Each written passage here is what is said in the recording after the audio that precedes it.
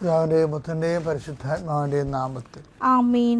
അമ്മേ പരിശുദ്ധമേ, അമ്മേ പരിശുദ്ധമേ, ദൈവമാതാവേ, ദൈവമാതാവേ, കൃപാസനത്തിലൂടെ ഞങ്ങൾക്കും ഞങ്ങളുടെ ദേശത്തിനും അമ്മ മധ്യസ്ഥം തേടി തന്ന എല്ലാ അനുഗ്രഹങ്ങൾക്കും കൃപകൾക്കും ഞങ്ങളിപ്പോൾ ഹൃദയം നിറഞ്ഞ നന്ദി പറയുന്നു. അമ്മേ പരിശുദ്ധമേ, അമ്മേ പരിശുദ്ധമേ, ദൈവമാതാവേ, 2004 ഡിസംബർ 7-ാം തീയതി ഉച്ചകഴിഞ്ഞ് 2:30 കൃപാസനത്തിൽ സംഭവിച്ച അമ്മയുടെ പ്രത്യക്ഷപ്പെടലിനെ കുറിച്ച് തിരുസഭയ്ക്ക് സമർപ്പിച്ചിരിക്കുന്ന പഠനരേഖകളുടെ മേൽ സഭാത്മകമായ പഠനം ആരംഭിക്കുവാൻ ഞങ്ങൾ പ്രാർത്ഥിക്കുന്നു. അമ്മേ പരിശുദ്ധമേ, ഭൂസ്വർലോകങ്ങളുടെ രാജ്ഞിയായ അങ്ങയ്ക്ക് ഭൗമ സംരക്ഷണത്തിനായി പ്രപഞ്ചപ്രകൃതിയെ തന്നെ തിരുസഭ പ്രതിഷ്ഠിക്കുവാൻ ഈ പ്രത്യക്ഷീകരണ വഴി ഇടയാക്കണമേ. പരിശുദ്ധമ്മേ, ജപമാല മാതാവേ, സകല കൃപാസനം പ്രാർത്ഥനകളോടും ചേർത്ത് ഞങ്ങളിപ്പോൾ പ്രാർത്ഥിക്കുന്ന ഈ കുടുംബത്തിന്റെ പ്രത്യേക നിയോഗം പറമക്കളെ.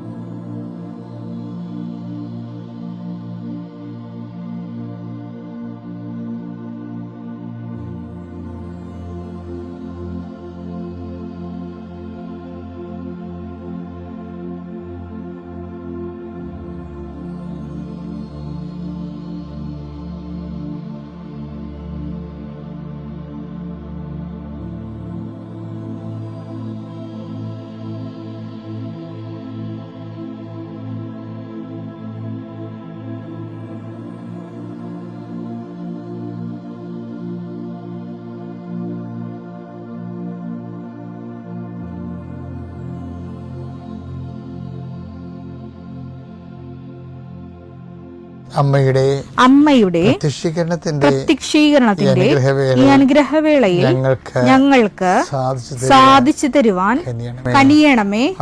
ആമേൻ. വിശ്വാസ പ്രമാണം. സർവശക്തനായ പിതാവും ആകാശത്തിന്റെയും ഭൂമിയുടെയും സൃഷ്ടാവുമായ ദൈവത്തിൽ ഞാൻ വിശ്വസിക്കുന്നു. അവിടുത്തെ ഏകപുത്രനും ഞങ്ങളുടെ കർത്താവുമായ ഈശോ മിശിഹായിലും ഞാൻ വിശ്വസിക്കുന്നു. ഈ പുത്രൻ പരിശുദ്ധാത്മാവിനാൽ ഗർഭസ്ഥനായി കന്യകാമറിയത്തിൽ നിന്ന് പിറന്ന് പൊന്തിയോസ് പീലാത്തോസിന്റെ കാലത്ത് പീഡകൾ സഹിച്ച് കുരിശിൽ തറയ്ക്കപ്പെട്ട് മരിച്ച് അടക്കപ്പെട്ട് പാതാളങ്ങളിൽ ഇറങ്ങി മരിച്ചവരുടെ ഇടയിൽ നിന്ന് 3-ാം നാൾ ഉയർത്ത് സ്വർഗത്തിലേക്ക് എഴുന്നള്ളി സർവശക്തിയുള്ള പിതാവായ ദൈവത്തിന്റെ വലതുഭാഗത്തിരിക്കുന്നു. അവിടെ നിന്ന് ജീവിക്കുന്നവരെയും മരിച്ചവരെയും വിധിക്കുവാൻ വരുമെന്നും ഞാൻ വിശ്വസിക്കുന്നു. പരിശുദ്ധാത്മാവിലും ഞാൻ വിശ്വസിക്കുന്നു. വിശുദ്ധ കത്തോലിക്കാ സഭയിലും പുണ്യവാന്മാരുടെ ഐക്യത്തിലും പാപങ്ങളുടെ മോചനത്തിലും ശരീരത്തിന്റെ ഉയർപ്പിലും നിത്യമായ ജീവിതത്തിലും ഞാൻ വിശ്വസിക്കുന്നു. ആമേൻ. സുഖസ്ഥനായ ഞങ്ങളുടെ പിതാവേ, അങ്ങയുടെ നാമം പൂജിതമാകണമേ. അങ്ങയുടെ രാജ്യം വരണമേ. അങ്ങയുടെ തിരുമനസ് സ്വർഗത്തിലെ പോലെ ഭൂമിയിലും ആകണമേ. അന്നു വേണ്ടുന്ന ആഹാരം ഇന്ന് ഞങ്ങൾക്ക് തരണമേ. ഞങ്ങളോട് തെറ്റ് ചെയ്യുന്നവരോട് ഞങ്ങൾ ക്ഷമിക്കുന്നത് പോലെ ഞങ്ങളുടെ തെറ്റുകൾ ഞങ്ങളോടും ക്ഷമിക്കണമേ. ഞങ്ങളെ പ്രലോഭനത്തിൽ ഉൾപ്പെടുത്തരുതേ, തിന്മയിൽ ഞങ്ങൾ രക്ഷിക്കണമേ. ആമേൻ. നന്മ നിറഞ്ഞ മറിയമേ, സ്വസ്തി. കർത്താവ് അങ്ങയുടെ കൂടെ സ്ത്രീകളിൽ അങ്ങ് അനുഗ്രഹിക്കപ്പെട്ടവളാകുന്നു. അങ്ങയുടെ ഉദരത്തിൻ ഫലമായി ഈശോ അനുഗ്രഹിക്കപ്പെട്ടവനാകുന്നു. പരിശുദ്ധ മറിയമേ, തമ്പുരാന്റെ അമ്മേ, പാപികളായ ഞങ്ങൾക്ക് വേണ്ടി ഇപ്പോഴും ഞങ്ങളുടെ മരണസമയത്തും തമ്പുരാനോട് അപേക്ഷിക്കണമേ. ആമേൻ. കർത്താവേ, നിന്റെ ഉന്നതമായ നാമത്തിന് സ്വസ്ഥം ചെയ്യുന്നു. കർത്താവേ, നിന്റെ വിശുദ്ധ പൗരോഹിത്യത്തെ മഹത്വപ്പെടുത്തണമേ. ഈശോ ഇന്ന് യാത്ര ചെയ്യുന്നവരെ ആശ്രയിച്ച് പ്രാർത്ഥിക്കുന്നു. ഈശോ ഇന്ന് ദേവാലയത്തിൽ പോകേണ്ട ദിവസമാണ്. ഇന്ന് അങ്ങയുടെ വിശുദ്ധ ബലി പങ്കെടുക്കേണ്ട ദിവസമാണ്. ഇന്ന് ഞായറാഴ്ചയാണ്. ഇന്ന് കർത്താവിൻ്റെ കാര്യങ്ങൾ വ്യാപൃതമായിരുന്നുകൊണ്ട് പള്ളിയിൽ നിന്ന് വന്നതിന് ശേഷം ജീവിത പ്രസവം ലോകായികമായ കാര്യങ്ങളെക്കാൾ ഉപരി ദൈവിക കാര്യങ്ങൾ സത്യചെലുത്തിക്കൊണ്ട് വചനം വായിക്കുകയും രോഗികളെപ്പോയി ഉടമ്പടി എടുത്ത് രോഗികളെപ്പോയി സന്ദർശിക്കാൻ പോവുകയും ചെയ്യുന്ന ദിവസമാണ്. കർത്താവ് ഇന്ന് അങ്ങയുടെ മക്കൾ എവിടെയെല്ലാം പോകുന്നു, ആരെല്ലാം കാണുന്നു, ആർക്കെല്ലാം സുവിശേഷം കൈമാറുന്നു, വിശ്വാസം കൈമാറുന്നു, അവരെല്ലാം കർത്താവിൻ്റെ നാമത്തിൽ ഞാൻ ആശീർവദിക്കുന്നു. കർത്താവ് ഇന്ന് പല പല കാര്യങ്ങൾക്ക് പല വിഷയങ്ങൾക്ക് വേണ്ടി ജീവിതത്തിൻ്റെ ഈ ആഴ്ച ചില ആൾക്കാർ പണി തിരക്കി പോകും. സാധാരണ ചെറുകിട ജോലി ചെയ്ത് ജീവിക്കുന്നവർ പണി തിരക്കി പോകും. നാളത്തെ പണിക്ക് തുടങ്ങാൻ വേണ്ടിയുള്ള കാര്യങ്ങൾ സെറ്റ് ചെയ്യാൻ വേണ്ടി പോകും. അതിനൊരു ചില തടസ്സങ്ങളൊക്കെ ഉണ്ടാവും. പക്ഷേ ഈശോ, ഞാനിപ്പോൾ പ്രാർത്ഥിക്കുകയാണ്, അവിടെ തടസ്സങ്ങളെ നീ മാറ്റിക്കൊടുക്കണം. കർത്താവ് സാമ്പത്തികം തരാമെന്ന് പറഞ്ഞ് തരാതിരിക്കുകയും നമ്മുടെ എല്ലാ പദ്ധതികളും തകിടം മറിക്കുകയും ചെയ്യുന്ന അവസ്ഥകളുണ്ട്. അവർ നെഞ്ചുവേദന വന്ന ആൾക്കാർക്ക് പ്രഷർ കയറി ബോധം കെട്ടുപോകുന്ന അവസ്ഥ വരെ ഉണ്ട്. കർത്താവേ, അവരെല്ലാം നിന്റെ വിശുദ്ധമാരെ സന്ധിക്കുകയും ആരെങ്കിലും എന്തെങ്കിലും വിഷയത്തിൽ അടിസ്ഥാനപ്പെടുത്തി ജീവിക്കുന്നുണ്ടെങ്കിൽ അവർക്കത് കിട്ടത്തില്ല എന്നുകൊണ്ടാണെങ്കിൽ അതിന് പകരം മാർഗം കാണിച്ചുകൊണ്ട് അവിടെ നീ സന്ധിക്കണമേ എന്ന് പ്രാർത്ഥിക്കുന്നു. മനസ്സമ്മതം, കല്യാണവും അതുപോലെയുള്ള കാര്യങ്ങൾക്ക് വേണ്ടി തീർപ്പ് ചെയ്യാൻ വേണ്ടി പോകുന്നവരുണ്ട്. ഈശോയെ, ആലോചനയ്ക്ക് വേണ്ടി പോകുന്നുണ്ട്. കർത്താവ്, ആരെയും ചതിക്കുഴി വീഴാതിരിക്കാനും ശാശ്വതമായ ജീവിതത്തിലെ ദൈവമഹത്വത്തിൻ്റെ ജീവിതം അവർക്കുണ്ടാകാൻ വേണ്ടി അവർക്ക് വേണ്ടി പ്രാർത്ഥിക്കുന്നു. കർത്താവ്, നിത്യം പിതാവും പുത്രനും പരിശുദ്ധാത്മാവായ സർവ്വീശ്വരൻ നീക്കുവാമേ. ഈശോ പറഞ്ഞ്, പാവത്തുങ്ങൾ എപ്പോഴും നിങ്ങളുടെ കൂടെ ഉണ്ടാവും. നിങ്ങൾ പിന്നെ ചെയ്യാൻ പറ്റുന്ന കാര്യം അവരെ കരുതണമെന്നേ ഉള്ളൂ. അതാ വാക്ക് ഭയങ്കര, അതാണ് സഭയുടെ നിലപാടതാണ്. എന്താ വെച്ചാൽ മത്തായി 26:11 വാക്ക് പറയുന്നുണ്ട്. എന്താണ്? ദരിദ്രർ എപ്പോഴും നിങ്ങളോട് കൂടെ. ഏത് ഇസങ്ങൾ വന്നാലും ശരി, ദരിദ്രർ എപ്പോഴും നിങ്ങളുടെ കൂടെ ഉണ്ടാകും. ഞാൻ കഴിഞ്ഞ മാസം ലണ്ടനിൽ ചെന്നപ്പോഴേ ഭയങ്കര ഗ്ലാസ് ആയിട്ട് ടവറാണ് മുഴുവൻ ഉള്ളത്, ഭയങ്കര. പക്ഷെ ആ ടവറിൻ്റെയൊക്കെ താഴെ ഓരോ കടയുടെയും വാതിക്കൽ ആൾക്കാരിങ്ങനെ പൊതിച്ചു മൂടി ധർമ്മക്കാർ കിടപ്പുണ്ട്. ഫോട്ടോ എടുക്കണ ശരിയല്ല, ആ രാജ്യത്തെ അപമാനിക്കേണ്ട തുല്യമാണ്. ഞാൻ ഫോട്ടോ എടുക്കാൻ കൂടെയുള്ളവർ വേണ്ടി എടുത്തപ്പോൾ ഞാൻ എടുത്തില്ല. എനിക്ക് സങ്കടം വന്നു പോയി. ഇത്രയും മഹാനഗരങ്ങളിലെ ദരിദ്രർ. പക്ഷെ ഇപ്പോഴത് ഓർത്തപ്പോൾ ഭയങ്കര ഐഡിയ ആണല്ലോ ഈശോ പറഞ്ഞത്. ദരിദ്രർ എപ്പോഴും അഭയാർത്ഥികളായിട്ട് വന്നവരാണെങ്കിൽ എപ്പോഴും എങ്ങനെയെങ്കിലും നിങ്ങളുടെ കൂടെ ഉണ്ടാകുമെന്ന്. കർത്താവിൻ്റെ വാക്കാണത്. പക്ഷെ ഞാൻ എപ്പോഴും നിങ്ങളുടെ ഉണ്ടായിരിക്കത്തില്ല എന്നുള്ളത് ശാരീരികമായിട്ടുള്ള കാര്യത്തിലാണ്. പക്ഷെ അതുകൊണ്ട് എന്താണ്, ഇസങ്ങളൊക്കെ ഇങ്ങനെ മാറിപ്പോയാലും ഇനി ക്യാപിറ്റലിസത്തിൻ്റെ സമ്പദ് സമൃദ്ധി വന്നാലും അപ്പോഴിതുപോലെ അഭയാർത്ഥികൾ സൃഷ്ടിക്കപ്പെട്ടുകൊണ്ടിരിക്കും. കാരണം വെള്ളം അങ്ങനെയാണല്ലോ, എവിടെയെങ്കിലും കുടിച്ചെന്ന് ചാടുമ്പോൾ പിന്നെ അപ്പുറത്ത് വേലിയേറ്റ ഇപ്പുറത്തുണ്ടാകുമ്പോൾ ഒരു സ്ഥലത്ത് വേലി ഇറക്കം ഉണ്ടാകില്ല. ആ രീതിയിലാണ്. അതുപോലെയാണ് ഇത് വാട്ടർ ലെവൽ എന്ന് പറയണത്. അതുകൊണ്ട് സഭ സൃഷ്ടിക്കപ്പെട്ടപ്പോൾ സഭയ്ക്ക് കൊടുത്ത നിർദ്ദേശം എന്താണ്? പാവങ്ങളെപ്പോഴും നിങ്ങളുടെ കൂടെ ഉണ്ടാകും. അതുകൊണ്ട് പാവങ്ങളെക്കുറിച്ച് കരുതൽ വേണം. ഗലാത്യർ 2:10 പാവങ്ങളെക്കുറിച്ച് ചിന്ത വേണം എന്ന് മാത്രം, കരുതൽ വേണം. അതാണ്, ചിന്ത വേണം. ഇത് ആരോട് പറയണമെന്ന് അറിയാമോ? പത്രോസ് സഭയുടെ അടിസ്ഥാന ശീല പൗലോസിന് കൊടുക്കുന്ന നിർദ്ദേശമാണ്. ജാതീയ സഭകളിലാണ് അയാൾ അങ്ങനെ പ്രവർത്തിക്കുന്നത്. പക്ഷെ ഞങ്ങൾ പറഞ്ഞ ഇത്രയേ ഉള്ളൂ. ആ വചനം വായിച്ച് ഗലാത്യർ 2:10 പാവങ്ങളെപ്പറ്റി ചിന്ത വേണം എന്ന് മാത്രമേ, പാവങ്ങളെക്കുറിച്ച് ചിന്ത വേണമെന്ന് മാത്രമേ ഞങ്ങളോട് അവർ ആവശ്യപ്പെട്ടുള്ളൂ. പൗലോസ് പറഞ്ഞു, ഞങ്ങളോട് സഭ ആവശ്യപ്പെട്ടുള്ളൂ. അത് തന്നെയാണ് എൻ്റെ തീവ്രമായ താല്പര്യം. അതാണ് സഭയുടെ നിലപാടെന്ന് പറയുന്നതാണ്. കാര്യം ബാക്കി എല്ലാം എന്താ സംഭവിക്കുന്നത്? ബാക്കി എങ്ങനെ വാളെടുത്താലും വാളാൽ തന്നെയാണ് തീരത്തുള്ളത്. ശാശ്വത പരിഹാരം ഉണ്ടാകത്തില്ലെന്നും സഭയ്ക്കുന്ന പോലെ വളരെ വ്യക്തിമെനയുള്ള കാലികമായും കാലദേശ പ്രസക്തമായിട്ടുള്ള വളരെ കരുത്തുറ്റ നിലപാടാണ് സഭ ഈ വിഷയത്തിൽ എടുത്തിരിക്കുന്നത്. സഭയുടെ മക്കളും അങ്ങനെ തന്നെയാണ് എടുക്കേണ്ടത്. എൻ്റെ പേര് സോണി. ഞാൻ മലപ്പുറം കാളികാവ് സെൻറ്റ് സേവിയേഴ്സ് ചർച്ച ഇടവക്കാരിയാണ്.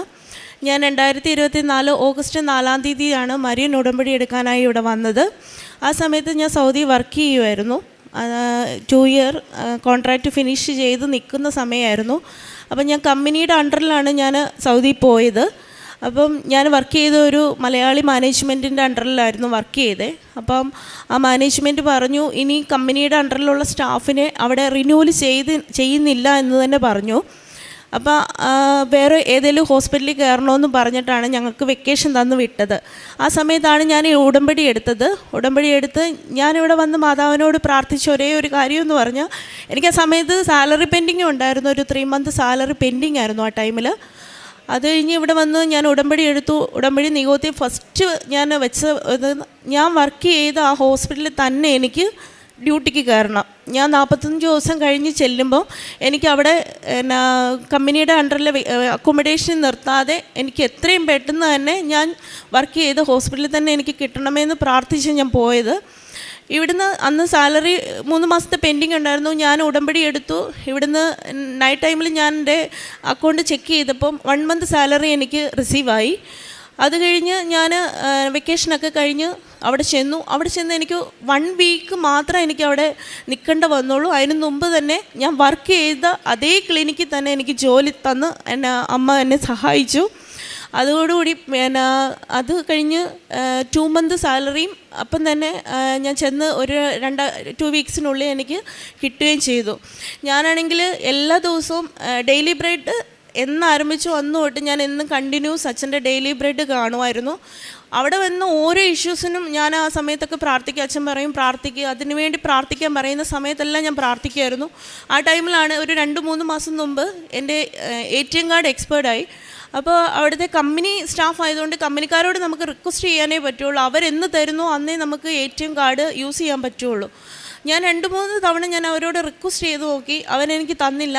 ഒരു ദിവസം അച്ഛൻ ഡെയിലി ബ്രെഡിൽ പറഞ്ഞു എന്താവശ്യത്തിന് വേണ്ടിയാണോ അതേ തൊട്ട് പ്രാർത്ഥിക്കാൻ പറഞ്ഞു. ഞാൻ പഴയ ATM കാർഡ് വെച്ച് ഞാൻ അങ്ങോട്ട് പ്രാർത്ഥിച്ചു. അന്ന് ഒരു ഉച്ചയായപ്പോൾ എനിക്ക് പുതിയ ATM കാർഡ് എനിക്ക് റിസീവ് ആയെന്നും പറഞ്ഞു മെസ്സേജ് വന്നു. അതുപോലെ തന്നെയാണ് ആ സമയത്താണ് കഴിഞ്ഞ മാസം 2 മാസം മുമ്പ് എനിക്ക് വെക്കേഷനാണ്. അപ്പം കമ്പനിക്കാരോട് നമ്മൾ ടിക്കറ്റും കാര്യങ്ങളും ഒക്കെ ചോദിക്കും, വെക്കേഷൻ്റെ കാര്യങ്ങളൊക്കെ ചോദിക്കും. അപ്പം ടിക്കറ്റ് ആണെങ്കിൽ അവർ മാക്സിമം നമ്മളെ ഡയറക്റ്റ് ഫ്ലൈറ്റ് അവർ തരത്തില്ല. അപ്പം ഞാൻ ആദ്യമേ അമ്മയോട് പ്രാർത്ഥിച്ചു, അമ്മേ എനിക്ക് ഡയറക്റ്റ് ഫ്ലൈറ്റ് വേണം, കാരണം എനിക്ക് അവിടെ എവിടെയും പോയിരിക്കാൻ പേടിയാണ്, ഞാൻ ഒറ്റയ്ക്കാണ് പോകുന്നത്. അപ്പോൾ എനിക്ക് ഡയറക്റ്റ് ഫ്ലൈറ്റ് കിട്ടണേ, എനിക്ക് തരണമേ, അവരോട് പറയണേ. എനിക്ക് അവരോട് ഞാൻ പറഞ്ഞാൽ അവർ കേൾക്കൂല, അമ്മ തന്നെ പോയി പറഞ്ഞ് ശരിയാക്കി തരണേന്ന് പ്രാർത്ഥിച്ചു. അപ്പോൾ അന്ന് രാവിലെ ഞാൻ ഡെയിലി ബ്രെഡ് കണ്ടപ്പോൾ അച്ഛൻ പറഞ്ഞു നമുക്ക് എന്താവശ്യമാണോ, നമുക്കിപ്പോൾ എന്ത് ഡോക്യുമെൻറ്റ്സ് ആണോ അത് കയ്യിൽ വെച്ച് പ്രാർത്ഥിക്കാൻ പറഞ്ഞു. ഞാൻ ഉടനെ തന്നെ പാസ്പോർട്ട് എടുത്ത് കയ്യിൽ വെച്ച് ഞാൻ പ്രാർത്ഥിച്ചു. അമ്മേ ഞാൻ പറഞ്ഞില്ലേ എനിക്ക് എന്തായാലും എൻ്റെ വെക്കേഷൻ ഒരു ബുദ്ധിമുട്ടും ഉണ്ടാവരുത്, എനിക്ക് ടിക്കറ്റും കിട്ടണം, എനിക്ക് ഡയറക്റ്റ് ഫ്ലൈറ്റ് തന്നെ വേണമെന്നും പറഞ്ഞ് ഞാൻ പ്രാർത്ഥിച്ചു. അന്ന് സാധാരണയായിട്ട് ഈ കമ്പനിക്കാരാണെങ്കിൽ പോകുന്നതിന് ഒരാഴ്ചക്ക് മുമ്പായിരിക്കും നമുക്ക് ടിക്കറ്റൊക്കെ എടുത്ത് തരുന്നത്. പക്ഷേ അന്ന് ഞാൻ പ്രാർത്ഥിച്ചെന്ന്, അതായത് 1 മാസം മുമ്പ് അത് ഞാൻ പ്രാർത്ഥിച്ച അന്ന് തന്നെ അന്ന് ഒരു 10:30 മണിയായപ്പം എനിക്ക് മെസ്സേജ് വന്നേക്കുന്നു എൻ്റെ ടിക്കറ്റ് കൺഫേം ആണെന്നും പറഞ്ഞു. എനിക്ക് ഡയറക്റ്റ് ഫ്ലൈറ്റ്, കാലിക്കറ്റിലേക്കുള്ള ഡയറക്റ്റ് ഫ്ലൈറ്റ് തന്നെ ഞാൻ ആഗ്രഹിച്ചു. ഞാൻ ജസ്റ്റ് ഒന്ന് സെർച്ച് ചെയ്തു ഏതൊക്കെ ഫ്ലൈറ്റ് ഉണ്ട് ഞാൻ പോകുന്ന ദിവസം. അപ്പം ഞാനിങ്ങനെ മനസ്സുകൊണ്ട് അമ്മ ഈ നല്ല ഫ്ലൈറ്റാണ്, ഇത് കിട്ടുമായിരുന്നേ കൊള്ളായിരുന്നു എന്ന് പറഞ്ഞ് ആ ഫ്ലൈറ്റ് തന്നെ എനിക്ക് അങ്ങോട്ടും ഇങ്ങോട്ടും ആ സെയിം ഫ്ലൈറ്റ് തന്നെ എനിക്ക് അമ്മ അനുഗ്രഹിച്ചു. അത് കഴിഞ്ഞ് ഞാൻ പോരുന്ന അന്ന് ലഗേജ് ഞാൻ ഇൻഡിഗോ ഫ്ലൈറ്റിലാണ് വന്നേ. അപ്പോൾ ഇൻഡിഗോ ഫ്ലൈറ്റിലാണെങ്കിൽ ലഗേജ് കുറച്ച് കൂടുതലായാൽ തന്നെ പ്രശ്നം ഉണ്ടാവും. അപ്പോൾ എല്ലാവരും എൻ്റെ അടുത്ത് പറഞ്ഞിരുന്നു, ഞാൻ നോക്കി എൻ്റെ വെയിൻ മെഷീൻ്റെ പ്രോബ്ലം ആണോ എന്നറിയത്തില്ല. ഞാൻ പിന്നെ ലാസ്റ്റ് മൊമെൻറ്റ് നോക്കിക്കഴിഞ്ഞപ്പം എൻ്റെ വെയിറ്റ് കൂടുതലായിട്ട് കണ്ടു, ഒരു 31-31.5 കണ്ടു. അപ്പോൾ എല്ലാവരും എന്നോട് പറഞ്ഞതല്ലേ കറക്റ്റായിട്ട് വെയിറ്റ് കെട്ടണമെന്ന് പറഞ്ഞല്ലേ എന്ന് ചോദിച്ചു. അപ്പോഴും ഞാൻ ഉടമ്പടി പ്രാർത്ഥന ചൊല്ലിയിട്ട് ഞാൻ ഉപ്പും തൈലും ഒക്കെ എൻ്റെ ലഗേജിൽ തേച്ചു. എന്നിട്ട് ഞാൻ അമ്മയോട് പറഞ്ഞു, ഞാൻ പോവുകയാണ്, എനിക്ക് ഒരു പ്രശ്നവുമില്ലാതെ എനിക്ക് യാത്ര ചെയ്യണം, എനിക്ക് ടെൻഷൻ അടിക്കാൻ വയ്യ, സഞ്ചാരി മാതാവ് എൻ്റെ കൂടെ വന്ന് ഇതിലൊരു പരിഹാരം ഉണ്ടാക്കി തരണമെന്ന് പ്രാർത്ഥിച്ച് ഞാൻ ഇറങ്ങി. അവിടെ ചെന്നിട്ടും ഞാൻ എയർപോർട്ടിൽ കയറി കഴിഞ്ഞിട്ട് എനിക്ക് ടെൻഷൻ ഉണ്ടെന്ന് ചോദിച്ചാൽ, പക്ഷെ ഞാൻ എന്താ ടെൻഷനാണോ സന്തോഷമാണോ ഒന്നും എനിക്കറിയില്ല, അങ്ങനത്തെ ഒരു ഫീലിങ്സ്. അവിടെ ചെന്ന് കഴിഞ്ഞപ്പം ഒരു സൗദി സ്റ്റാഫായിരുന്നു, ഞാൻ അവിടെ ചെന്നു, എന്നോട് പാസ്പോർട്ട് വാങ്ങിച്ചു ലഗേജ് ഞാൻ ലഗേജ് വെച്ച് നോക്കിയപ്പോൾ എനിക്ക് 32.3. അപ്പോൾ അപ്പുറം നിന്നവരെല്ലാം പറഞ്ഞു, മോളെ ഇത് കൂടുതലാണ്, ഇത് പിന്നെ ലഗേജ് നിൻ്റെ പൊട്ടിക്കേണ്ട വരുമല്ലോ എന്ന് പറഞ്ഞു. അപ്പോൾ ഞാൻ അപ്പോഴും മാതാവിനോട് പറഞ്ഞു, മാതാവേ ഞാൻ ഏൽപ്പിച്ചേക്കുന്ന കാര്യമാണ്, അതെനിക്ക് ചെയ്തു തരണമെന്ന് പറഞ്ഞു. പെട്ടെന്ന് ആ സ്റ്റാഫിന് ഒരു മെസ്സേജ് വന്നു മൊബൈലിൽ. ആ മെസ്സേജ് നോക്കി അവർ ചിരിക്കുന്നുണ്ട്. പിന്നെയും 2ാമത് മെസ്സേജ് വരുന്നുണ്ട്. അതിൻ്റെ ഇടയിൽ എന്നോട് ചോദിച്ചു, ഒറ്റയ്ക്കാണോ പോകുന്നതെന്ന് ചോദിച്ചു. ഞാൻ പറഞ്ഞു, ഒറ്റയ്ക്കാണ് ഞാൻ പോകുന്നതെന്നും പറഞ്ഞു. അപ്പോൾ എന്നോട് പറഞ്ഞു, എന്നിട്ട് ആ മെസ്സേജ് തന്നെയാണ് അവർ നോക്കുന്നത്, എൻ്റെ വെയിറ്റിലേക്ക് അവർ നോക്കിയതേ ഇല്ല. അപ്പം തന്നെ അവർ ബോർഡിംഗ് പാസ് അടിച്ചു തന്നു. ലഗേജിൽ സ്റ്റിക്കർ ഒട്ടിച്ച് ലഗേജ് അങ്ങ് വിട്ടു. എന്നോട് പറഞ്ഞു ശരി പൊക്കോന്നും പറഞ്ഞു. എനിക്ക് പാസ്പോർട്ടും ബോർഡിംഗ് പാസും തന്നു. ശരിക്കും ഞാൻ അവിടെ എന്താ ചെയ്യേണ്ടത്? അവരെൻ്റെ വെയിറ്റ് നോക്കിയില്ലേ. ഞാൻ കുറേ നേരം അവിടെ നിന്നു. എന്നിട്ട് ഞാൻ കുറേ അമ്മയ്ക്ക് ഒത്തിരി നന്ദി പറഞ്ഞു. കാരണം നമ്മളെ നിർത്തിയിട്ട് അമ്മ ഇങ്ങനെ ഓരോന്ന് കാണിച്ചു തരുക, അത്ഭുതങ്ങൾ നമ്മുടെ മുമ്പിൽ നിർത്തിയിട്ട് ഞാൻ ചെയ്തോളാം, നീ അവിടെ വെറുതെ നിന്നോ എന്ന് പറഞ്ഞ രീതിയിൽ നമുക്കവിടെ കാണിച്ചു തരുവാണ്. അപ്പോൾ ഒത്തിരി സന്തോഷം. ഞാൻ ഒരുപാട് നന്ദി പറഞ്ഞു. ഞാൻ അപ്പം തന്നെ അമ്മയോട് പറഞ്ഞു ഞാനിവിടെ വന്ന് സാക്ഷ്യം പറയും അമ്മയെന്ന് പറഞ്ഞിട്ടാണ് ഞാൻ വന്നത്. എനിക്കാണെങ്കിൽ അവിടെ നിൽക്കുന്ന സമയത്ത് എനിക്ക് കിട്ടിയ ചെറുതും വലുതുമായ എല്ലാ അനുഗ്രഹങ്ങളും ഞാൻ എല്ലാവരോടും പറയും. റൂമിലുള്ളവരോടും അവിടെ ഡ്യൂട്ടി മലയാളികളുണ്ട്, ഒരുപാട് പേരുണ്ട്, അവരോടൊക്കെ പറയും. അവർക്കും താല്പര്യം തോന്നി 2-3 പേര് വന്ന് ഇവിടെ എന്നെ ഇതിൽ ഉടമ്പടി എടുത്തിട്ടുണ്ട്. പിന്നെ പത്രം ഞാൻ കൊണ്ടുപോയായിരുന്നു, അവിടെ എല്ലാവർക്കും വിതരണം ചെയ്തു. കാരുണ്യ പ്രവൃത്തി എന്നെയും കൊണ്ട് പറ്റുന്ന രീതിയിലൊക്കെ ഞാൻ നാട്ടിലുള്ള ബന്ധുക്കാരെയൊക്കെ ഹെൽപ്പ് ചെയ്യുമായിരുന്നു. ഒരുപാട് നന്ദി. എന്നെ സഹായിച്ച സഞ്ചാരി മാതാവ് എൻ്റെ കൂടെ എപ്പോഴും. എനിക്കാണെങ്കിൽ ഭയങ്കര ടെൻഷൻ എവിടെ ഒറ്റയ്ക്ക് പോകാനും. പക്ഷെ ഞാൻ ഈ മരിയ ഉടമ്പടി എടുത്ത് എവിടെ പോയാനോ, സൗദിയിലാണെങ്കിൽ ഒറ്റയ്ക്ക് എവിടെ യാത്ര ചെയ്യാനും എനിക്കൊരു ധൈര്യമായി. ശരിക്കും പറഞ്ഞാൽ ഒരു ഡിപ്പെൻഡ് ഇല്ലാതെ ഞാൻ ഒറ്റയ്ക്ക് നിൽക്കാൻ തുടങ്ങി. ശരിക്കും പറഞ്ഞാൽ എല്ലാ അനുഗ്രഹങ്ങൾക്കും മാതാവിന് 1000 നന്ദി. വിശുദ്ധ യോഹന്നാൻ്റെ സുവിശേഷം 4-ാം അധ്യായം 25-ാം തിരുവചനം. ആ സ്ത്രീ പറഞ്ഞു, മിശിഹ ക്രിസ്തു വരുമെന്ന് എനിക്കറിയാം. അവൻ വരുമ്പോൾ എല്ലാ കാര്യങ്ങളും ഞങ്ങളെ അറിയിക്കും. യേശു അവളോട് പറഞ്ഞു, നിന്നോട് സംസാരിക്കുന്ന ഞാൻ തന്നെയാണ് അവൻ. നമ്മുടെ ഈ നല്ല ജീവിതത്തിൽ, ഉടമ്പടി ജീവിതത്തിൽ ഈശോ നമ്മോട് വന്ന് സംസാരിക്കുന്നതും പരിശുദ്ധ അമ്മ നമ്മുടെ എല്ലാ കാര്യങ്ങൾക്കും മാധ്യസ്ഥം ഉപേക്ഷിക്കുന്ന ഒരു വലിയ ആധ്യാത്മിക അനുഭവമാണ് നമുക്ക് ഓരോ സാക്ഷ്യത്തിലും ലഭിച്ചുകൊണ്ടിരിക്കുന്നത്. ഇവിടെ സോണി മോളുടെ പ്രത്യക്ഷീകരണ സാക്ഷ്യം വ്യത്യസ്തമല്ല. മകൾക്കുള്ള ചെറിയ കാര്യങ്ങൾ പോലും വളരെ ഇൻറ്റിമസിയോടുകൂടി പരിശുദ്ധ അമ്മയ്ക്ക് കമ്മ്യൂണിക്കേറ്റ് ചെയ്യാൻ പഠിച്ചു എന്നുള്ളതാണ് ഈ ഉടമ്പടി ജീവിതത്തിൻ്റെ പ്രത്യേകതയായി നാം കാണുന്നത്. എൻ്റെ എല്ലാ കാര്യങ്ങളും അമ്മ തന്നെ ഏറ്റെടുക്കണം, ഞാൻ നിന്നെ ഏൽപ്പിച്ചതാണല്ലോ എന്ന് പറയാൻ മാത്രമുള്ള ഒരു വലിയ കോൺഫിഡൻസ് ഈ മകൾക്ക് ലഭിച്ചത് ഉടമ്പടി ജീവിതക്രമം കൃത്യമായി താൻ ഡിസിപ്ലിനോടുകൂടി പരിപാലിക്കുന്നതുകൊണ്ടാണെന്ന് നമുക്ക് മനസ്സിലാക്കാം. നമുക്ക് ഒരു ആസ്തി ഉണ്ടാകണം, നമ്മുടെ ആധ്യാത്മിക ആസ്തി എപ്പോഴും ഉണ്ടായിരിക്കണമെന്ന് ജോസഫ് അച്ഛൻ നമ്മെ ഓർമ്മിപ്പിക്കാറുണ്ട്. നമ്മുടെ ബാലൻസ് എത്രമാത്രമുണ്ട്. ഞാൻ ഈശോയെ സ്നേഹിച്ചതിൻ്റെ ഒരു കണക്ക് നമുക്കുണ്ടെങ്കിൽ നമുക്ക് പരിശുദ്ധ അമ്മയോട് മാധ്യസ്ഥം വഹിക്കാനായി ചോദിക്കുവാനുള്ള എല്ലാ റൈറ്റുമുണ്ടെന്ന് നമുക്ക് മനസ്സിലാക്കാം. ഈ മകളുടെ 3 കാര്യങ്ങളാണ് ഇവിടെ പറഞ്ഞത്. താൻ ആഗ്രഹിച്ച ഹോസ്പിറ്റലിലേക്ക് ജോലി വേണം, അമ്മ അത് പ്രാപിച്ചു കൊടുത്തു. എൻ്റെ ATM കാർഡ് എക്സ്പയറി ആയി, അത് കൃത്യസമയത്ത് തന്നെ പരിശുദ്ധ അമ്മ അതിനുടൻ പരിഹാരം നൽകി അനുഗ്രഹിച്ചു. അതുപോലെ തന്നെ ഫ്ലൈറ്റ് ജേണിയിലുണ്ടായിരുന്ന ആ വെയിറ്റ് അമ്മ ലഘൂകരിച്ചു കൊടുത്തു എന്നുള്ള കാര്യങ്ങളാണ് പറയുന്നതെങ്കിലും പരിശുദ്ധ അമ്മയുടെ ശക്തമായ മാധ്യസ്ഥവും ആ സാമീപ്യവും ഈ മകൾക്ക് ലഭിക്കുന്നതായിട്ട് നമുക്ക് കാണാനായിട്ട് സാധിക്കും. നമ്മുടെ ഏതൊരു ജീവിതയാത്രയിലും ഭാരം ലഘൂകരിക്കുന്ന ഒരമ്മയാണ്. നമ്മുടെ എത്ര വലിയ ജീവിത പ്രശ്നങ്ങളായാലും ഈശോ നമ്മോട് അരുളി ചെയ്യുന്നുണ്ട്, അധ്വാനിക്കുന്നവരും ഭാരം വഹിക്കുന്നവരും എൻ്റെ അടുക്കൽ വരുവിൻ, എൻ്റെ നുകം വളരെ ലഘുവാണ്. ഈശോയുടെ കൂടെ ശിമയോൻ കുരിശ് ചുമക്കുമ്പോൾ അദ്ദേഹത്തിനുണ്ടായ ഒരു വലിയ സൗഭാഗ്യത്തെക്കുറിച്ചെല്ലാം നാം പാഷൻ ഓഫ് ക്രൈസ്റ്റിൽ കാണുന്നുണ്ട്. ഈശോയുടെ കൂടെ നാം നമ്മുടെ ജീവിത കുരിശുകൾ ഏറ്റെടുക്കുമ്പോൾ നമുക്കെല്ലാം അഭിമുഖീകരിക്കാനുള്ള ശക്തി നൽകുന്നത് പരിശുദ്ധ അമ്മയുടെ മാധ്യസ്ഥമാണെന്ന് നമുക്ക് തിരിച്ചറിയാം. ഉടമ്പടി ജീവിതത്തിലൂടെ നാം കടന്നു പോകുമ്പോൾ വളരെ അച്ഛനെപ്പോഴും പറയാറുണ്ടല്ലോ, എന്ത് സുഖമാണ് ഈശോയോടുകൂടെ സഞ്ചരിക്കാൻ, ഈശോയോടുകൂടെ ജീവിക്കാൻ. ദൈവാനുഭവം വളരെ മാധുര്യമുള്ളതാണെന്ന് വിശുദ്ധ കുർബാനയിൽ ഇടയ്ക്കിടെ എപ്പോഴും അച്ഛൻ നമ്മെ ഓർമ്മിപ്പിച്ചുകൊണ്ടിരിക്കുന്നുണ്ട്.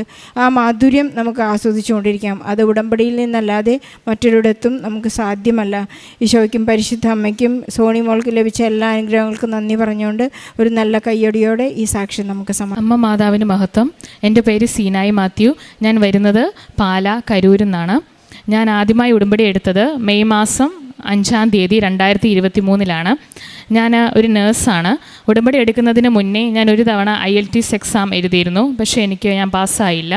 ഉടമ്പടി എടുത്തതിന് ശേഷം ഞാൻ വീണ്ടും ഒരു തവണ OET എഴുതി, പക്ഷേ എനിക്ക് OET എക്സാം പാസ്സാവാൻ സാധിച്ചില്ല. അതിനുശേഷമാണ് ഞാൻ അച്ഛൻ്റെ കൈവെപ്പ് ശുശ്രൂഷയെ പറ്റി അറിഞ്ഞത്. അതിനുശേഷം ഞാൻ ഉടമ്പടി പുതുക്കി കൈവെപ്പ് ശുശ്രൂഷയ്ക്കായി അച്ഛൻ്റെ അടുത്ത് വരികയുണ്ടായി. ആ വരുന്ന സമയത്ത് ഞാൻ ഹോൾ ടിക്കറ്റും കൈ കരുതിയിരുന്നു. അച്ഛൻ്റെ ബ്ലെസ്സിങ്ങിൻ്റെ സമയത്ത് എനിക്ക് ഹോൾ ടിക്കറ്റിൽ അച്ഛൻ കൈവച്ച് പ്രാർത്ഥിക്കുകയും അതോടൊപ്പം കാശ് രൂപം തരികയും ചെയ്തു.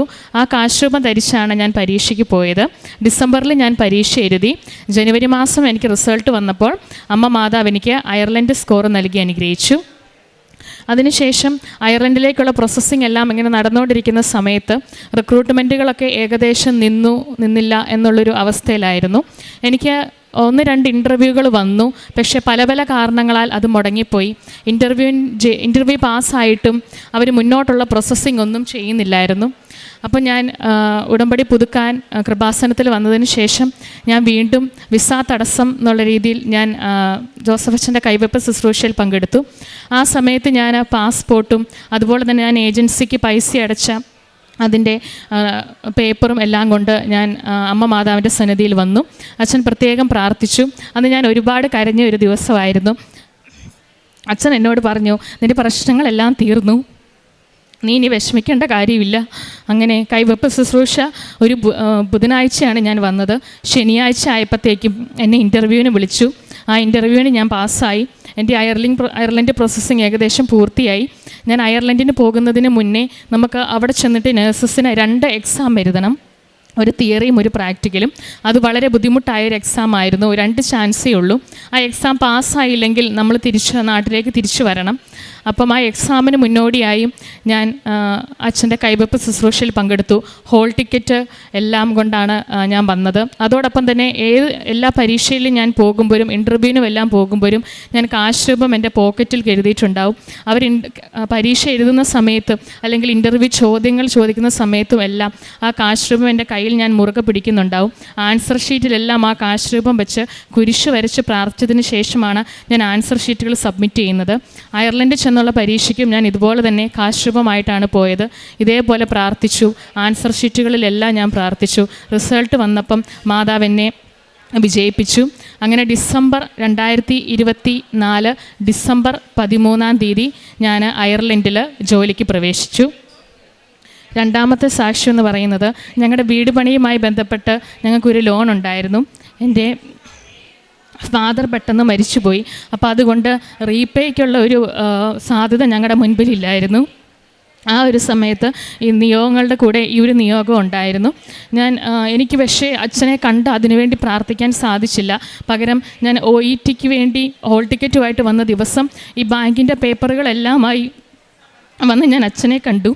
അച്ഛൻ്റെ കുരിശ് ആ ബാങ്കിൻ്റെ പേപ്പറിൽ വെക്കാൻ സാധിച്ചു. ഞാൻ പ്രത്യേകം പ്രാർത്ഥിച്ചു. അതിനുശേഷം ആ വീട് നല്ല വിലയ്ക്ക് വിൽക്കാനും ബാങ്കിൻ്റെ കടബാധ്യതകളെല്ലാം തീരാനും പുതിയൊരു വീടിനുള്ള സാഹചര്യം ഞങ്ങൾക്ക് ഒരുങ്ങുകയും ചെയ്തു. ഞാൻ കാരുണ്യപ്രവർത്തികളായി ചെയ്തുകൊണ്ടിരുന്നത്, ഞാൻ നഴ്സിംഗ് ട്യൂട്ടറായിട്ടാണ് വർക്ക് ചെയ്തുകൊണ്ടിരുന്നത്. അപ്പം ഞാൻ രോഗി സന്ദർശനം എനിക്ക് വളരെ എളുപ്പമായിരുന്നു. പല വാർഡുകളിലും ഒരുപാട് നേരം എല്ലാ രോഗികളെയും കാണുകയും അവരോട് സംസാരിക്കാനുമുള്ള അവസരം എനിക്കുണ്ടായി. അതുപോലെ തന്നെ ഞാൻ പത്രം കൊടുത്തിരുന്നത്, ഞാൻ പഠിപ്പിക്കുന്ന കുട്ടികൾക്കാണ്. ക്രൈസ്തവരുമായ ഒരുപാട് കുട്ടികളുണ്ട്. അവരിലേക്കെല്ലാം എനിക്ക് മാതാവിൻ്റെ സാന്നിധ്യം എത്തിക്കാൻ സാധിച്ചു. അതുപോലെ തന്നെ ഞാൻ സൺഡേ സ്കൂൾ നാട്ടിലുണ്ടായിരുന്ന സമയത്ത് സൺഡേ സ്കൂൾ അധ്യാപികയായി ഞാൻ പ്രവർത്തിച്ചു. അതോടൊപ്പം തന്നെ യുവജന സംഘടനകളുടെ എല്ലാം ഭാരവാഹിയായി പ്രവർത്തിക്കുവാനും എനിക്ക് സാധിച്ചു. അമ്മ മാതാവ് തന്ന അനുഗ്രഹത്തിന് ഞാൻ പ്രത്യേകം നന്ദി പറയുന്നു. ഇത്രയും മാത്രമല്ല, അനുദിന ജീവിതത്തിൽ മാതാവ് ഒരുപാട് അനുഗ്രഹങ്ങൾ ഞങ്ങൾക്ക് നൽകുന്നുണ്ട്. ഏതെങ്കിലും ഒരു പർട്ടിക്കുലർ സ്റ്റേജിൽ ഞങ്ങൾക്ക് എന്തെങ്കിലും ഒരു ബുദ്ധിമുട്ട് തോന്നിയാൽ ഞങ്ങൾ അപ്പോഴേ പ്രതിഷ്ഠീകരണ പ്രാർത്ഥന ചെല്ലുമ്പം ആ മിനിറ്റിൽ തന്നെ അമ്മ ആ തടസ്സങ്ങളും കാര്യങ്ങളും എല്ലാം ഞങ്ങൾക്കായി നീക്കി തരുന്നുണ്ട്. അമ്മ മാതാവിന് പ്രത്യേകം നന്ദി. ജീവിതത്തിലുണ്ടായ മാറ്റം ഞങ്ങൾക്ക് ഞാൻ ഒരുപാട് പ്രാർത്ഥനയിലേക്ക് വന്നു. ഉടമ്പടി എനിക്ക് 4 തവണയോളം പുതുക്കിയിട്ടാണ് എൻ്റെ നിയോഗങ്ങളെല്ലാം സാധിച്ചത്. അച്ഛൻ്റെ ബ്ലെസ്സിങ് കിട്ടുമ്പോഴൊക്കെ കൂടുതൽ മാതാവിങ്കിലേക്കും ദൈവത്തിങ്കിലേക്കും അടുക്കാൻ സാധിച്ചു. കുടുംബത്തിലെ ഞാനും അമ്മയും മാത്രമേ ഉള്ളൂ. ഓരോ പ്രതിസന്ധികൾ ഉണ്ടാകുമ്പോൾ എല്ലാം ഞങ്ങൾക്ക് ധൈര്യമായിട്ടത് നേരിടാനുള്ള ഒരു പ്രത്യേക അനുഗ്രഹം മാതാവ് ഞങ്ങൾക്ക് നൽകുന്നു. സങ്കീർത്തനങ്ങൾ 37, 4, 5 തിരുവചനങ്ങൾ. കർത്താവിൽ ആനന്ദിക്കുക, അവിടുന്ന് നിൻ്റെ ആഗ്രഹങ്ങൾ സാധിച്ചു തരും. നിൻ്റെ ജീവിതം കർത്താവിനെ ഭരമേൽപ്പിക്കുക, കർത്താവിൽ വിശ്വാസമർപ്പിക്കുക, അവിടുന്ന് നോക്കിക്കൊള്ളും. സിനായ് മാത്യു എന്ന ഈ മകളുടെ ഉടമ്പടി ജീവിതാനുഭവ സാക്ഷ്യങ്ങളാണ് നമ്മൾ കേട്ടത്. മകൾ ഉടമ്പടി ജീവിതത്തിലേക്ക് കിടക്കുമ്പോഴും സാക്ഷ്യത്തിലും നമ്മൾ ശ്രദ്ധിക്കുന്നൊരു മേഖല, നിരന്തരമായി ജോസഫ് അച്ഛനെ കാണുവാനും കൈവപ്പ് ശുശ്രൂഷയിലൂടെ ദൈവികമായ സവിശേഷ സംരക്ഷണം സ്വീകരിക്കുവാനും മകൾക്ക് ലഭിച്ച അവസരങ്ങളെക്കുറിച്ചാണ്. അത് മകൾ വിദേശത്ത് പോകുന്ന പ്രോസസ്സിലാണെങ്കിലും ഇടയ്ക്ക് വന്ന വിസ തടസ്സങ്ങളിലാണെങ്കിലും അതൊക്കെ മാറുന്നതിന് അച്ഛൻ്റെ കൈവപ്പ് ശുശ്രൂഷയുടെ പ്രാർത്ഥനയിലൂടെ മകൾക്ക് അത് സഹായം കിട്ടിയത് മകൾ സൂചിപ്പിക്കുന്നുണ്ട്. അതോടൊപ്പം തന്നെ വീട് അത് വിൽക്കേണ്ട ഒരു സാഹചര്യത്തിലേക്ക് മാറുമ്പോൾ അതും അച്ഛൻ്റെ കയ്യിൽ ആ പേപ്പർ സമർപ്പിച്ച് പ്രാർത്ഥിക്കുമ്പോൾ അതിനും ലഭിച്ച പ്രത്യേകമായ സംരക്ഷണവും ബാധ്യതകളൊക്കെ മാറുന്നതിന് പ്രത്യേകമായ സഹായം ലഭിച്ചതിനെയും മകൾ സാക്ഷ്യപ്പെടുത്തുന്നുണ്ട്. പിന്നെ ഉടമ്പടി ജീവിതം മകൾക്ക് ജീവിതത്തിൻ്റെ ഏതൊരവസ്ഥയിലും അത് പെട്ടെന്ന് സഹായം കിട്ടുന്നതിന്, ധൈര്യത്തോടുകൂടി പ്രതിസന്ധികളെ തരണം ചെയ്യുന്നതിന്, ശാന്തതയോടുകൂടി ദൈവസന്നിധിയിൽ ജീവിക്കുവാൻ പ്രാർത്ഥിക്കുവാൻ മകളെ എങ്ങനെ ബലപ്പെടുത്തിയെന്നും വാക്കുകളിലൂടെ സാക്ഷ്യപ്പെടുത്തുന്നുണ്ട്. പ്രിയമുള്ളവരെ, ഉടമ്പടി ജീവിതത്തിൽ നമുക്ക് ലഭിക്കുന്ന ഏറ്റവും വലിയ ഒരു നന്മ, ഒരു സന്തോഷമാണ് ജോസഫ് അച്ഛൻ ആ വ്യക്തികളെ, അതിഗൗരവ പ്രശ്നങ്ങളുള്ള വ്യക്തികളെ അവരുടെ രേഖകളുമായി വരുമ്പോൾ കാണുന്നു. അവർക്ക് വേണ്ടി അമ്മ മാതാവിൻ്റെ അരികിലും ഈശോയുടെ അരികിലും വ്യക്തിപരമായി സമർപ്പിച്ച് പ്രാർത്ഥിക്കുകയും സന്ദേശം കൈമാറിക്കൊണ്ട് നമ്മുടെ ജീവിത വിഷയങ്ങളെ അമ്മയുടെ കരങ്ങളിൽ ഏൽപ്പിക്കുന്നുവെന്നത് അത് ഈ ആലയത്തിൽ നടക്കുന്ന ഏറ്റവും ശ്രേഷ്ഠമായ ഒരു ശുശ്രൂഷയാണ്. നമുക്കത് അച്ഛനെ കാണുവാൻ വലിയ ബുദ്ധിമുട്ടുകളൊന്നുമില്ല. ഒന്ന്, ജീവിത വിഷയം ഗൗരവമുള്ളതായിരിക്കണം. രണ്ട്, ജീവിത വിഷയവുമായി ബന്ധപ്പെട്ട രേഖകൾ നമ്മുടെ കയ്യിലുണ്ടായിരിക്കണം. നമ്മൾ ഉടമ്പടിയിലാണോ ഈ കാര്യങ്ങൾ മീറ്റ് ചെയ്താൽ നമുക്ക് അച്ഛനെ കാണുന്നതിന് സാധാരണഗതിയിൽ യാതൊരു തടസ്സവും നമുക്ക് ഉണ്ടാവാറില്ല. ഇനി അച്ഛനെ കാണുമ്പോൾ നമുക്കുണ്ടാവേണ്ട ഒരു അടിസ്ഥാന മനസ്സ്, അത് നമ്മൾ പ്രസാദപരവസ്ഥയിലായിരിക്കണം. കാര്യം നേടാൻ വേണ്ടി മാത്രം എവിടുന്നെങ്കിലും ഓടി വന്ന് അച്ഛനെ കാണുവാൻ മുട്ടുകുത്തിയത് കൊണ്ട് നമുക്ക് പ്രയോജനമൊന്നുമില്ല. നമ്മൾ ശുദ്ധിയുള്ള അവസ്ഥയിലാണോ, പ്രസാദപരവസ്ഥയിലാണോ, നമ്മൾ ദൈവനാമത്തിന് വിരുദ്ധമായതൊന്നും ചെയ്യാതെ വിശുദ്ധിയോടും വിശ്വസ്തയോടും കൂടി ജീവിക്കുകയാണെങ്കിൽ നാം കൊടുക്കുന്ന നിയോഗങ്ങൾ അച്ഛനമ്മ മാതാവിന് സമർപ്പിച്ച് പ്രാർത്ഥിക്കുമ്പോൾ നമുക്കതിന് ഏതാണോ ജീവിത വിഷയവുമായി ബന്ധപ്പെട്ടുള്ളത് ആ മേഖലയ്ക്കുള്ള സന്ദേശങ്ങൾ കൈമാറിക്കൊണ്ടിരിക്കും. അത് അച്ഛൻ സൈത്തപൂശി ബലപ്പെടുത്തുമ്പോൾ, കുരിശുരൂപം തന്ന് പ്രാർത്ഥനയ്ക്ക് വേണ്ടി നിയോഗങ്ങൾ സമർപ്പിക്കുവാൻ നമ്മളോട് ആവശ്യപ്പെടുമ്പോൾ, അച്ഛൻ അമ്മ മാതാവിൻ്റെ അരികിൽ നമ്മുടെ ഡോക്യുമെൻറ്റ്സ് സമർപ്പിച്ച് പ്രാർത്ഥിക്കുമ്പോഴൊക്കെയും നമ്മുടെ ജീവിത വിഷയങ്ങളെ പ്രത്യേകമായി ഏറ്റെടുക്കുകയാണ്. നാളിതുവരെയുള്ള അച്ഛൻ്റെ പ്രാർത്ഥനാപരത്തിലും ആത്മീയ ശക്തിയിലുമാണ് അമ്മ മാതാവിനെ നേരിൽ കണ്ടതും അമ്മ മാതാവിൽ നിന്ന് സന്ദേശം സ്വീകരിച്ച് ലോക ജനതയുടെ സുവിശേഷവൽക്കരണത്തിന് വേണ്ടി ജീവിതം തന്നെ പൂർണ്ണമായി സമർപ്പിച്ചതിൻ്റെ ആ കൃപയുടെ വെളിച്ചത്തിലാണ് അച്ഛൻ പ്രാർത്ഥിക്കുന്നതും അമ്മ മാതാവ് നമ്മുടെ വിശ്വാസക്കുറവുണ്ടെങ്കിൽ അതുപോലും പരിഹരിച്ചുകൊണ്ട് അച്ഛൻ്റെ പ്രാർത്ഥനയുടെ ബലത്തിലും അമ്മയുടെ പ്രത്യക്ഷീകരണത്തിൻ്റെ വെളിച്ചത്തിലും നമ്മുടെ ജീവിതത്തിൻ്റെ വലിയ വിഷയങ്ങളെ അനുഗ്രഹങ്ങളാക്കി മാറ്റുന്നത്. അതുകൊണ്ട് ഓർക്കണം, നമുക്ക് ഉടമ്പടി എടുത്തവർക്ക് അച്ഛനെ കാണുക ഒരു അപ്രാപ്യമായ കാര്യമല്ല, സാധാരണ കാര്യമാണ്. വിഷയം ഗൗരവമുള്ളതായിരിക്കണം, ഉടമ്പടിയിൽ സ്ഥിരതയുള്ളവരായിരിക്കണം. ആ ബന്ധപ്പെട്ട ഡോക്യുമെൻറ്റ്സുകൾ കയ്യിൽ എപ്പോഴും സൂക്ഷിക്കുവാൻ നമുക്ക് സാധിക്കണം. മകളുടെ സാക്ഷ്യത്തിൽ പറയുന്നുണ്ട്, മകൾ 3 തവണയോളമാണ് അച്ഛനെ കണ്ടത്. ഓരോ തവണ കാണുമ്പോഴും ഓരോരോ അനുഗ്രഹങ്ങളിലേക്ക് വഴി തുറക്കുന്നു, ഓരോരോ വിഷയങ്ങൾ സെറ്റിൽ ചെയ്യുന്നു, ജീവിതത്തെ കൂടുതൽ സുരക്ഷിതമാക്കുന്നുവെന്ന്. നമുക്ക് ഉടമ്പടി വിശ്വസ്തയോടുകൂടി ജീവിക്കാം. ഈ ആലയത്തിന് പ്രത്യക്ഷപ്പെട്ട അമ്മയുടെ കരങ്ങളിലേക്ക് നാം ഇന്ന് സമർപ്പിക്കുന്ന നിയോഗങ്ങൾ അത് അനുഗ്രഹത്തിന് കാരണമാകുമെന്ന ബോധ്യത്തോടു കൂടി നമുക്ക് അമ്മയുടെ കരങ്ങളിലേക്ക് നമ്മുടെ ജീവിത വിഷയങ്ങളെ സമർപ്പിക്കാം. പരീക്ഷിക്കുവാനായി അമ്മയുടെ അരികിൽ വരരുത്, പരിശോധിക്കുവാനായി അമ്മയുടെ അരികിൽ വരരുത്, മറിച്ച് ജീവിതം സമർപ്പിക്കുവാനായി മറ്റൊരു വഴിയില്ലെന്ന് കണ്ടുകൊണ്ട് പൂർണ്ണമായും അമ്മയുടെ കരങ്ങളിലേക്ക് ഏൽപ്പിച്ചു കൊടുക്കുവാനായി അമ്മയുടെ അരികിൽ വന്ന് നിങ്ങൾ ജീവിതത്തെ കൊടുത്ത് പ്രാർത്ഥിക്കുക, വിഷയത്തെ സമർപ്പിച്ച് പ്രാർത്ഥിക്കുക. അത് അനുഗ്രഹത്തിന് കാരണമാകുമെന്ന് അനുഭവിക്കുവാൻ നമുക്ക് സാധിക്കും. ഈ കുടുംബത്തിനും മകൾക്ക് ലഭിച്ച എല്ലാ നന്മകൾക്കും അമ്മ മാതാവിനും തിരുക്കുമാരനും നന്ദി പറഞ്ഞുകൊണ്ട് കരങ്ങളടിച്ച് ഈ സാക്ഷ്യം സമർപ്പിക്കാം.